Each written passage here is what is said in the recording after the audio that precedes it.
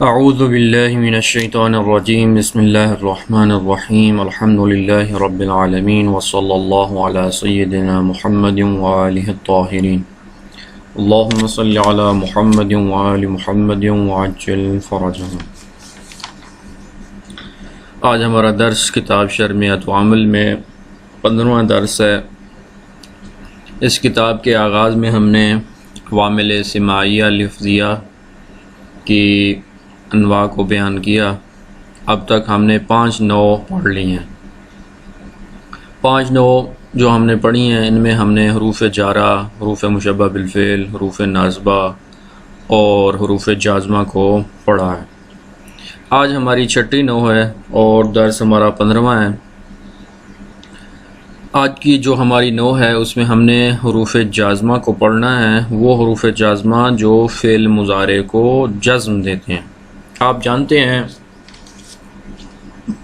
کہ حروف کے فعل مضارع اگر اس پر عامل داخل نہ ہو، ناصب اور جازم داخل نہ ہو تو اس صورت میں وہ مرفوع ہوتا ہے، لیکن اگر اس پر حرف ناصب داخل ہو جائے، جس طرح سے ہم نے گزشتہ درس میں پڑھا تھا کہ وہ منصوب ہو جاتا ہے، اور اگر اس پر حرف جازم داخل ہو جائے تو وہ مجزوم ہو جاتا ہے، یعنی اس کے آخر کلمہ کی حالت تبدیل ہو جاتی ہے اور اس کا معنی بھی تبدیل ہو جاتا ہے۔ مثلا اگر فعل مضارع حال یا استقبال کا معنی دے رہا تھا تو حرف جازم کے داخل ہو جانے کے بعد اس کا معنی تبدیل ہو جائے گا۔ اس کا معنی کیا ہوگا وہ انشاءاللہ آج ہم درس میں پڑھیں گے۔ تو آج کے درس کے نکات کی طرف ہم بڑھتے ہیں۔ بسم اللہ الرحمن الرحیم۔ سب سے پہلا نقطہ ہمارا حروف جازمہ کس پر داخل ہوتے ہیں؟ فعل مضارع پر داخل ہوتے ہیں۔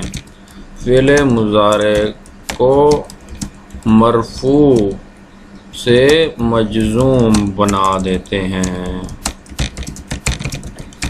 فعل مضارع حرف جازم کے داخل ہونے سے پہلے کیا تھا؟ مرفوع تھا۔ یضربو، جیسے یضربو کو کیا بنا دیں گے ہم؟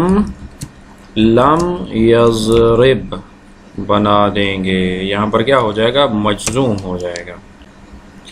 اچھا اگلا ہم جان لیتے ہیں، یہ تو ہم نے عمل پڑھ لیا، حروف جازمہ کا عمل، جازمہ کا عمل۔ دوسرا نقطہ کیا ہے؟ حروف جازمہ، جازمہ کتنے ہیں؟ فرماتے ہیں 5 ہیں۔ لم، لما، لام، یہ اصل میں لام ہے۔ اس لام کو کیا کہتے ہیں؟ اس لام کو لام امر کہتے ہیں۔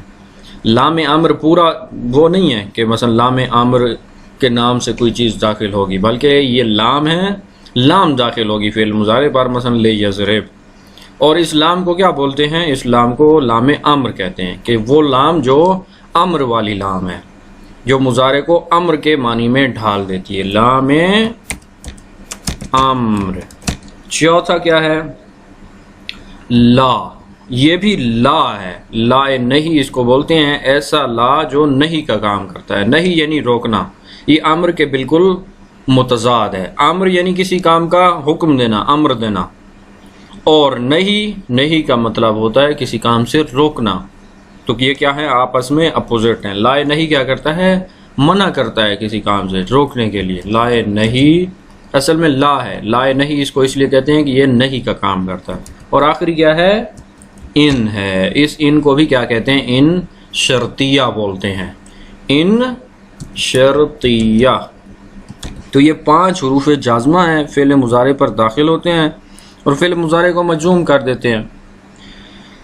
پر جب مجزوم کرتے ہیں تو کیا معنی بھی تبدیل ہو جاتا ہے؟ فرماتے ہیں جی ہاں، اگر حروف جازمہ فعل مضارع پر داخل ہو جائیں تو ان کا معنی بھی تبدیل ہو جاتا ہے۔ معنی تبدیل آگے ہم پڑھتے ہیں کہ کیسے معنی ہم اس کا تبدیل کریں گے۔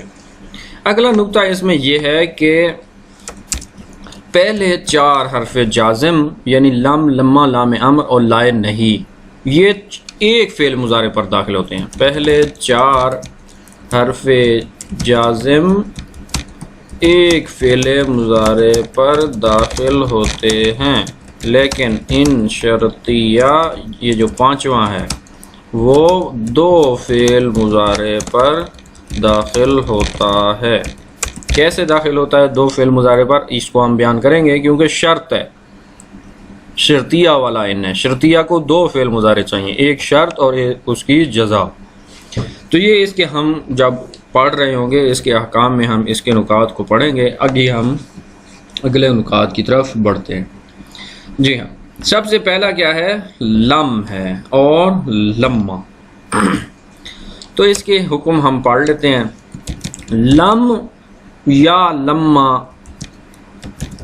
جب، بلکہ ہم پہلے لم کے احکام پڑھ لیتے ہیں۔ لم کے احکام فرماتے ہیں لم جب فعل مضارع پر داخل ہوتا ہے تو فعل مضارع کو فعل ماضی کے معنی میں ڈھال دیتا ہے۔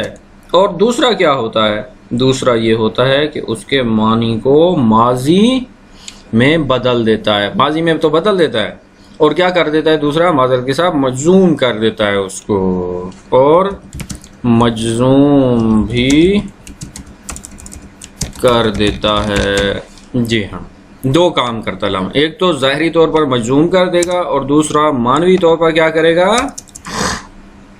معنوی طور پر بھی اس کو مضارع سے یعنی حال اور استقبال کے معنی سے ماضی میں تبدیل کرے گا۔ اب آپ کو پتہ ہونا چاہیے کہ لم اگر داخل ہو جائے، لم یضرب، جیسے مثلا ہم مثال دیتے ہیں لم یضرب، اب اس کا کیا معنی ہوتا ہے؟ یضرب وہ اگر اکیلا ہو، مرفوع ہو، لم سے خالی ہو تو اس کا معنی ہوتا ہے مثلا وہ مارتا ہے یا وہ مارے گا، استقبال کا معنی یا حال کا۔ لیکن اگر لام داخل ہو جائے اس پر تو کیا ہو جائے گا؟ اس کا معنی ہو جائے گا اس نے نہیں مارا، یعنی اس کو فعل ماضی کے معنی میں لے جاتا ہے۔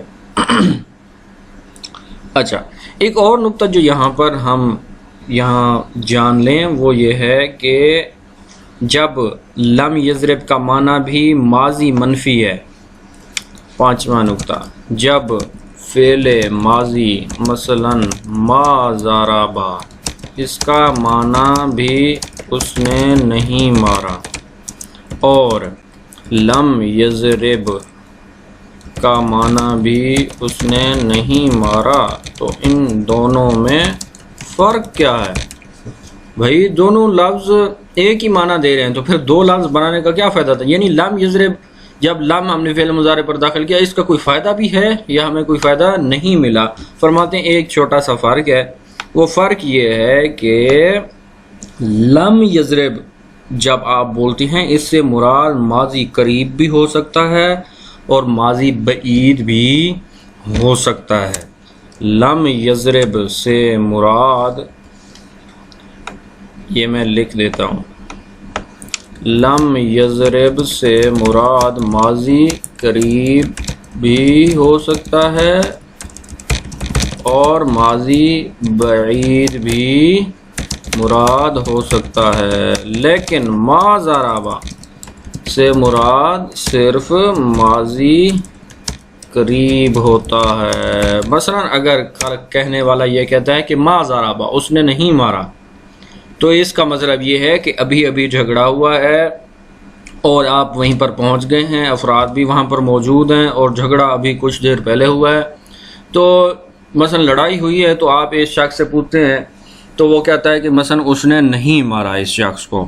اس کا مطلب یہ ہے کہ ما ضربا کس کے لیے آتا ہے؟ استعمال ہوتا ہے ماضی قریب کے لیے، یعنی ابھی جو یہ مسئلہ ہوا ہے ماضی قریب، ابھی قریب ہی ہے یہ زمانہ، اس میں یہ شخص مثلا زید تھا یا عمر تھا، اس نے مثلا بکر کو نہیں مارا۔ لیکن جب آپ لم یضرب بولتے ہیں تو اس کا مطلب یہ نہیں ہے کہ ابھی یہ واقعہ ہوا ہے، ضروری نہیں ہے، یعنی ضروری نہیں ہے کہ مثلا ابھی کا واقعہ ہو، یا ضروری نہیں ہے کہ مثلا بعید کا واقعہ ہو، مثلا کئی سال پہلے کا واقعہ ہو۔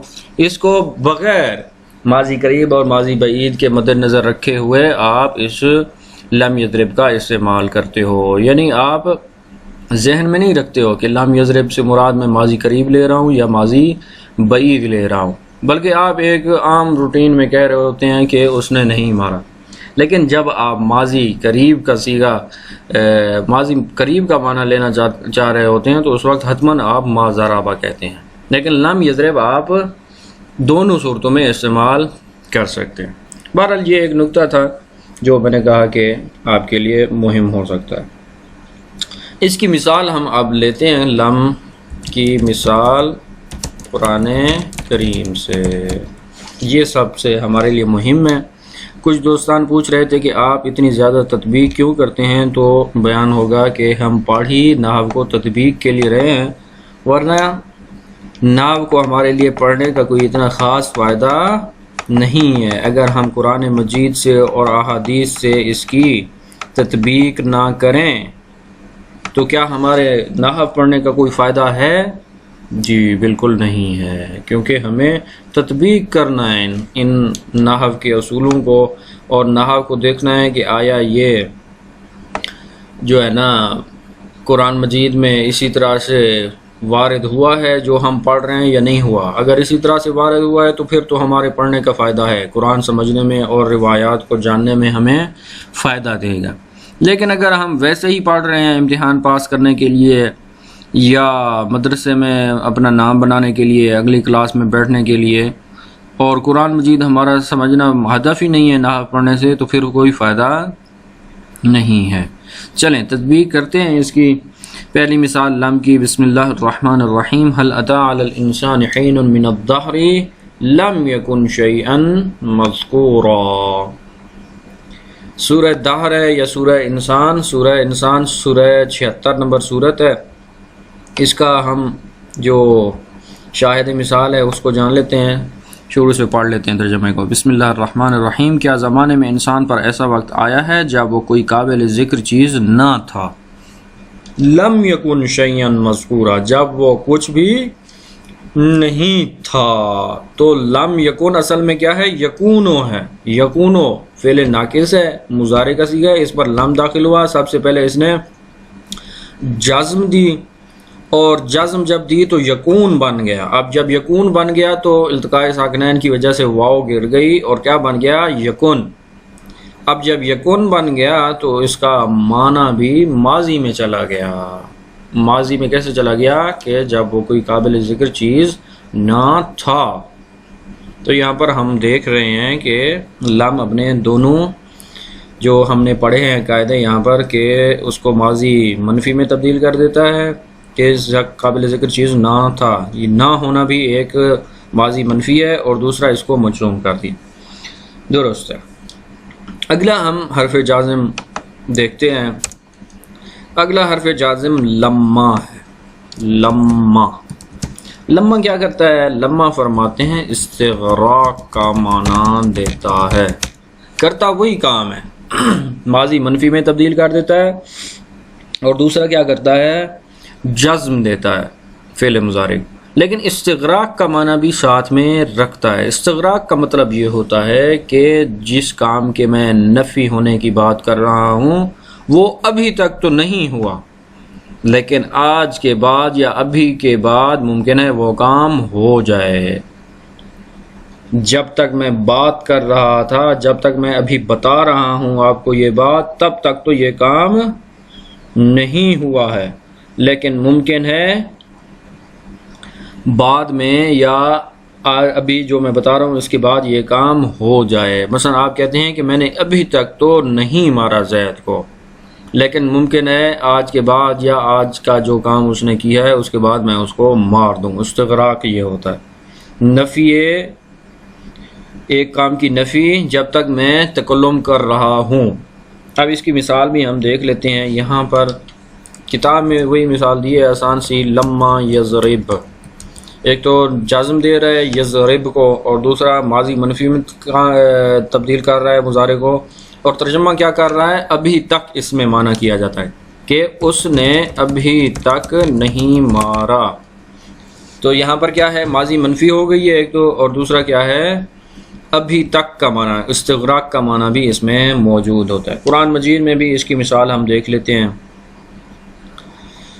قرآن مجید سے مثال لانا ہمارے لیے ضروری ہے، کیونکہ اصل کلام جو نحو میں سب سے بہترین کلام اور اعلیٰ کلام ہے وہ قرآن مجید ہے، اور اس کے بعد روایات اور احادیث ہیں۔ قرآن مجید میں ہمارے لیے شاہد مثال ڈھونڈنا سب سے پہلے ضروری ہوتا ہے۔ اگر وہاں پر یہ اسی معنی میں تبدیل ہوا ہے تو پھر ہمیں کسی بھی دوسرے شاہد مثال کی ضرورت نہیں ہوتی۔ چلیں، بسم اللہ الرحمن الرحیم۔ ام حسبتم ان تدخلوا الجنة ولما يعلم اللہ، فرماتے ہیں یہ ہمارا شاہد مثال، کیا تم لوگ یہ سمجھتے ہو کہ جنت میں یوں ہی چلے جاؤ گے، حالانکہ ابھی اللہ نے یہ دیکھا ہی نہیں کہ تم میں سے جہاد کرنے والے اور صبر کرنے والے کون لوگ ہیں، کہ جب تک ابھی تک اللہ تعالیٰ نے یہ بات نہیں جانی تو تمہیں اللہ تعالیٰ جنت میں کیسے ڈال دے؟ جب تک اللہ تعالیٰ یہ بات جان نہ لے تب تک تمہیں جنت میں نہیں بھیجے گا۔ یہ قرآن مجید نے ایک غلط فہمی کا ازالہ کیا ہے کہ جو لوگ منافق لوگ تھے وہ سمجھتے تھے کہ چونکہ ہم بھی ایمان لے ہیں تو ہم بھی کیا ہو جائیں گے، مثلا جنت میں چلے جائیں گے اور مومن کہلائیں گے، جبکہ قرآن فرماتا ہے ابھی تک تم لوگوں نے نہ تو صبر کیا ہے اور نہ ہی جہاد کیا ہے، یعنی ابھی تک تم نے نہ صبر کیا ہے اور نہ جہاد کیا ہے، تو جب تک تم صبر اور جہاد نہیں کرو گے تو اللہ تعالیٰ کیسے تم لوگوں کو مومنوں میں شامل کر دے۔ لمحہ یہاں پر ہم دیکھ رہے ہیں ایک تو استغراق کا معنی ہے، اور یہاں پر جو آپ کسرہ دیکھ رہے ہیں یہ کسرہ لفظ اللہ کے ساتھ کیونکہ مل رہا ہے یعلم اللہ، اس لیے ہم اس کو کسرہ دے رہے ہیں، ورنہ یہاں پر یہ مجزوم ہے حقیقت میں۔ لما یعلم اللہ، لفظ اللہ اس کا کیا ہے، فاعل ہے، اور چونکہ ساکن ہے اس کو ہم میم کو ملائے بغیر ہم اس کو نہیں پڑھ سکتے، اس لیے ہم اس کو کسرہ دے رہے ہیں۔ یہ کسرہ کس بات کا ہے یہ آپ تجوید میں پڑھتے ہیں، اور یہاں پر یہ دراصل کیا ہے، مجزوم ہے۔ صحیح ہے، اگلا ہم جان لیتے ہیں، اگلا حرف جازم لام امر ہے، تیسرا حرف جازم لام امر۔ لام امر یعنی امر والا لام، وہ لام جو امر کا معنی دیتا ہے۔ امر، لام امر کس کا معنی دیتا ہے، اس کا میں یہیں پر لکھ دیتا ہوں، طلب فعل، کسی سے فعل کو طلب کرنا، کسی کو یہ کہنا کہ وہ یہ کام انجام دے، کسی سے کام نکلوانے کے لیے ہم کیا کرتے ہیں، لام امر کو استعمال کرتے ہیں۔ انہوں نے مثال دی ہے یہاں پر، آسان سی مثال ہے، وہی ہم لے آتے ہیں پہلے۔ لام امر کیا ہے، فعل کو طلب کرنا، فاعل سے ممکن ہے آپ کام کو طلب کر رہے ہیں، مثلا آپ کہتے ہیں وہ شخص مارے، فاعل غائب ہے وہ شخص مارے، فعل غائب، فاعل غائب سے فعل کو طلب کرنا، مثلا کہنا وہ شخص مارے، لے یضرب۔ ممکن ہے فاعل غائب نہ ہو بلکہ فاعل متکلم ہو، کلم سے فعل کو طلب کرنا، مثلا میں ماروں، یا مجھے اس شخص کو مارنا چاہیے، یا مجھے مارنا چاہیے، یا آپ کہہ سکتے ہیں کہ میں ماروں، مجھے مارنا چاہیے، یعنی میں مارنے والا ہوں اور کوئی اور ہوگا جو مجھے پٹے گا، لے اضرب۔ ممکن ہے فاعل متکلم جو ہو وہ نحن ہو، مثلا ہم سب ماریں، فاعل متکلم کیا ہو، جمع ہو، فاعل متکلم جمع ہو، مثلا اسی پر ہم لکھ لیتے ہیں لے نضرب، ہم سب کو مارنا چاہیے، ہم سب کو مارنا چاہیے، یا مثلا ہم کہیں کہ لے انصر، ہم سب کو مدد کرنی چاہیے۔ ممکن ہے فاعل کیا ہو، یہاں پر جو انہوں نے آگے مثالیں ممکنہ دی ہیں کہ مفعول غائب ہو، ممکن ہے اس کو مارا جانا چاہیے، اس کو مارا جانا چاہیے، یا مثلا مفعول مخاطب ہو، تجھے مارا جانا چاہیے، یا ممکن ہے مفعول متکلم ہو، مجھے مارا جانا چاہیے۔ یہ والے نظر مفعول مطلق جمع ہو، ہمیں مارا جانا چاہیے۔ تو یہ ساری مثالیں ہیں کہ آپ ان کو نوٹ کر سکتے ہیں۔ مجھے مارا جانا چاہیے یا تجھے مارا جانا چاہیے، اس میں کیا ہے؟ دراصل کیا ہے؟ فاعل سے آپ کام طلب کر رہے ہو، فاعل سے کہہ رہے ہو کہ آپ یہ کام کرو۔ شاید ممکن ہے وہ فاعل میں ہوں، آپ ہو، تم ہو، وہ ہو، فاعل متکلم مجہول ہو، معلوم ہو، یہ سارے ممکن ہیں، افعال ہو سکتے ہیں۔ چلیں اگلا ہم اس کی مثال ایک دیکھ لیتے ہیں کہ لام امر کی قرآن مجید میں اگر کوئی مثال مل جائے ہمیں تو یہ بیسٹ ہے۔ لام امر قرآن مجید میں بہت زیادہ جگہوں پر استعمال ہوئی ہے، تو ایک ہم اس کا دیکھ لیتے ہیں۔ سورہ بقرہ ہے اور آیت نمبر 186 ہے۔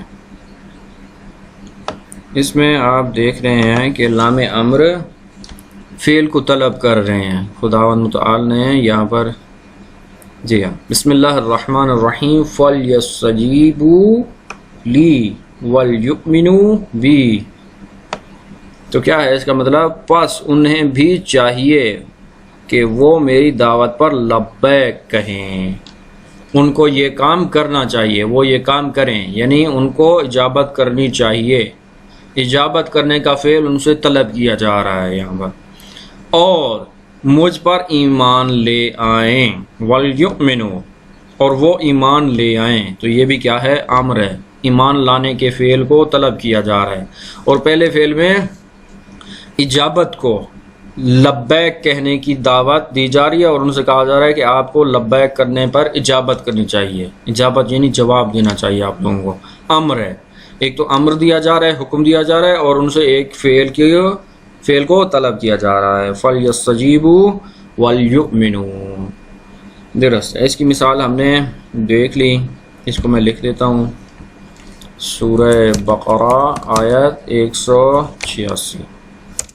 اگلا جو حرف جازم ہے وہ ہمارے پاس لا نہیں ہے۔ لا نہیں، لا نہیں اس کا الٹ ہے، کسی سے کیا کرنا؟ طلب ترک فعل، کسی کو یہ کہنا کہ وہ یہ کام انجام نہ دے۔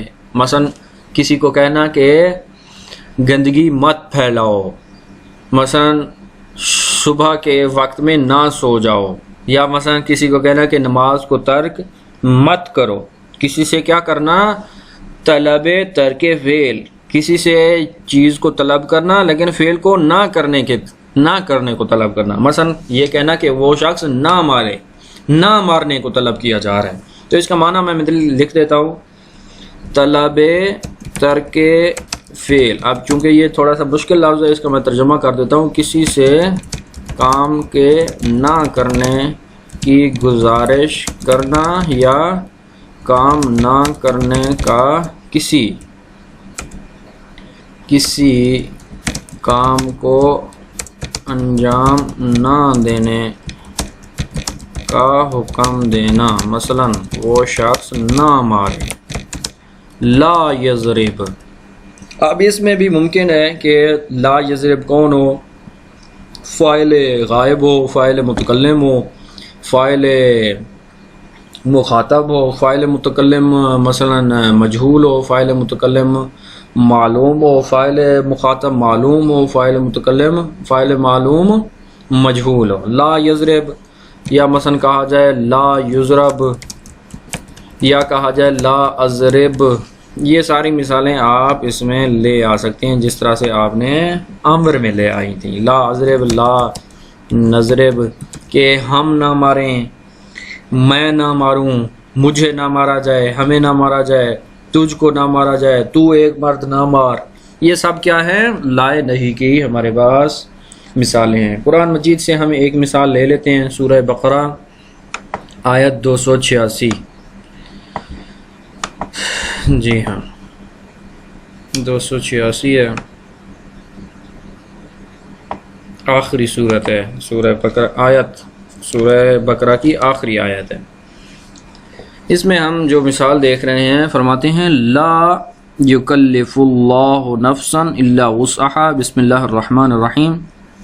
یہاں سے ہمارا شاہد مثال، ربنا ولا تحمل علینا، ولا تحمل، کیا ہے اس کا مطلب؟ اس کا مطلب یہ ہے کہ اے ہمارے رب ہم سے بھول چوک ہو گئی ہو تو اس کا مواخذہ نہ فرما، مواخذہ نہ کرنے کی خدا سے درخواست کر رہے ہیں ہم یہاں پر۔ تو یہاں پر کیا ہے؟ لا تحمل، جزم بھی موجود ہے اور نہیں کو نہیں یہاں پر کی جا رہی ہے، یعنی اللہ تعالیٰ سے ایک کام کے نہ کرنے کی درخواست کر رہے ہیں ہم، یا ممکن ہے کسی کام کا ہم حکم دے رہے ہوں، یہاں پر تو درخواست ہے نا، تو بہرحال یہ بھی طلب ترک فعل شمار ہوتی ہے۔ آگے ہم بڑھتے ہیں، آخری جلدی ہم پڑھ لیں، فعل جازم ان شرطیہ ہے آخری۔ ان شرطیہ کے بارے میں ہم نے بیان کیا کہ یہ ہمیشہ دو افعال پر داخل ہوتا ہے۔ ممکن ہے ایک دو فعل مضارع پر داخل ہوتا ہے، ایک فعل مضارع شرط ہوتا ہے اور دوسرا جزا ہوتا ہے۔ شرط اور جزا کیا ہوتا ہے؟ میں اس کی مثال آپ کو دیتا ہوں تاکہ آپ کو سمجھ آئے۔ مثلا آپ کہتے ہو کہ اگر تم نے مجھے مارا، یہ شرط ہے کہ اگر تم نے مجھے مارا تو میں بھی تمہیں ماروں گا۔ میرے مارنے کی شرط کیا ہے؟ میرے مارنے کی شرط یہ ہے کہ اگر تم نے مجھے مارا، میرے مارنے کی شرط یہ ہے کہ تم نے مجھے مارا تو میں بھی تمہیں ماروں گا۔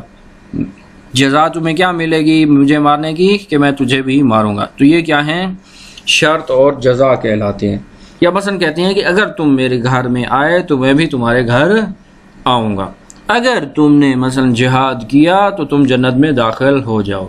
اگر تم نے ایمان لے آئے تو تم کیا ہو جاؤ گے؟ رسول اللہ کے ساتھ شمار ہو جاؤ گے۔ یا مثلا اگر تم لوگوں نے یہ کام انجام دیا، مثلا نمازیں اور روزے اور ایمان لے آئے تو کیا ہو جاؤ گے؟ مثلا جنت میں داخل ہو جاؤ گے۔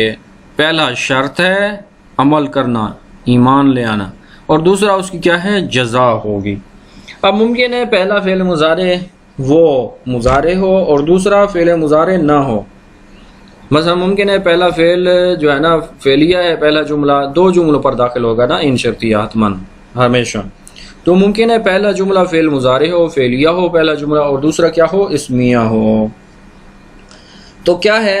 پہلے جملے پر جو فعل مضارع اس پر تو حتماً جزم آئے گی، اور دوسرے پر ہم جزم، کیونکہ اس پر ممکن ہے جزم ہم نہ دے سکیں کیونکہ وہ فعل مضارع ہی نہیں ہے۔ اس کی ہم مثال لے لیتے ہیں، پھر انشاءاللہ کتاب سے جا کر تطبیق کرتے ہیں مطالب کی۔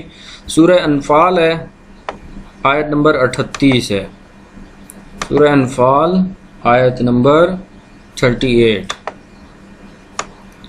ان شرطیہ کو ہم دیکھتے ہیں کہ شرط اور جزا کا معنی یہاں پر موجود ہے یا نہیں ہے۔ بسم اللہ الرحمن الرحیم۔ وَإِنْ يَعُودُوا فَقَدْ مَضَتْ سُنَّةُ الْأَوَّلِينَ، فرماتے ہیں اور اگر انہوں نے پچھلے جرائم کا اعادہ کیا، یہ شرط ہے، تو اس کی جزا کیا ملے گی ان کو؟ تو گزشتہ اقوام کے ساتھ جو کچھ ہوا وہ ان کا حکم ہوگا۔